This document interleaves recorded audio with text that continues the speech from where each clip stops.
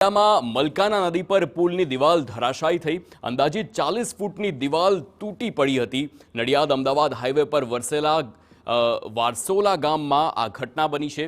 પહેલા જ વરસાદમાં દિવાલ તૂટેલા ગુણવત્તા સામે સવાલ ઊભા થયા છે। નબળી ગુણવત્તાવાળો માલ સામાન વાપર્યો હોવાના આક્ષેપ કરવામાં આવ્યા। કામગીરીમાં કોન્ટ્રાક્ટરની ગંભીર બેદરકારી પણ સામે આવી છે।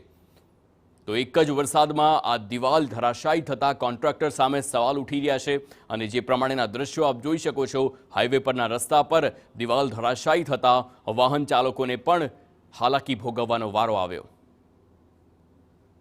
ખાતરજ નડિયાદ વચ્ચે આવેલ મહેમદાવાદ અમદાવાદ હાઈવેની ઉપર માર્ગ મકાન વિભાગની ગંભીર બેદરકારી બહાર આવી છે। દ્રશ્યોમાં અત્યારે આપ જોઈ રહ્યા છો, વરસોલા પાસે જે નદી આવેલી છે તેની પરનો જે સાઈડની દિવાલ હતી તે આખી ધરાશાયી થઈ ગઈ છે। જે પણ કોન્ટ્રાક્ટર દ્વારા કામગીરી કરવામાં આવી છે ગંભીર પ્રકારની બેદરકારી છે, કારણ કે દ્રશ્યો આપ જોઈ રહ્યા છો અત્યારે કે જે દિવાલનો સ્લેબ હતો તે આખો જ બેસી જવા પામ્યો છે।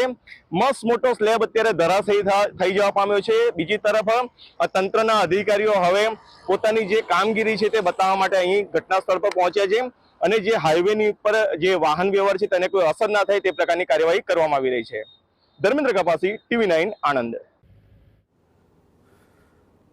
તો આ દિવાલ એક જ વરસાદમાં ધરાશાયી થઈ છે। મલકાના નદી પરના પુલની આ દિવાલ ધરાશાયી થતા હાલ તેની કામગીરી કરવામાં આવી રહી છે, પરંતુ સવાલ કોન્ટ્રાક્ટરના કામ પર ઉઠી રહ્યા છે, કારણ કે એક જ વરસાદ પડ્યો અને આ દિવાલ ધરાશાયી થઈ ગઈ તો આ કામગીરી કેવી હશે તેમ લોકોને પણ સવાલ થઈ રહ્યા છે।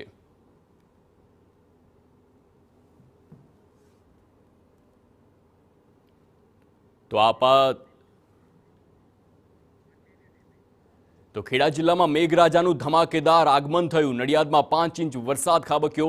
ધોધમાર વરસાદથી નીચાણવાળા વિસ્તારો પાણી થઈ ગયા। રોડ પર પાણી ભરાતા વાહન ચાલકોને પણ હાલાકી પડી। નડિયાદ પાલિકાની પ્રી મોન્સૂન કામગીરીની પોલ ખુલી ગઈ। શહેરના ગરનાળાઓમાં પાણી ભરાતા સ્થિતિ કફોડી બની છે।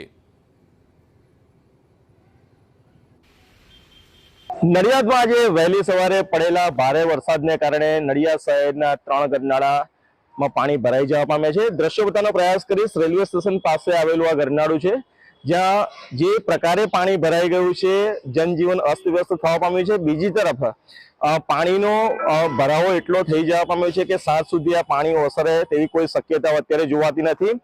જે રીતે પાણી ભરાઈ ગયા છે તેના કારણે જે વાહન વ્યવહાર છે તેની પર પણ અસર જોવા મળી રહી છે। બીજી તરફ પાલિકા તંત્ર દ્વારા જે દાવાઓ કરવામાં આવતા હતા, પ્રી મોન્સૂન કામગીરીના જે દાવાઓ કરવામાં આવતા હતા તે તમામ દાવાઓ પોકળ સાબિત થતા જોવા મળી રહ્યા છે અને જે પ્રી મોન્સૂન કામગીરી હતી તે માત્ર કાગળ પર જોવા મળી રહી છે।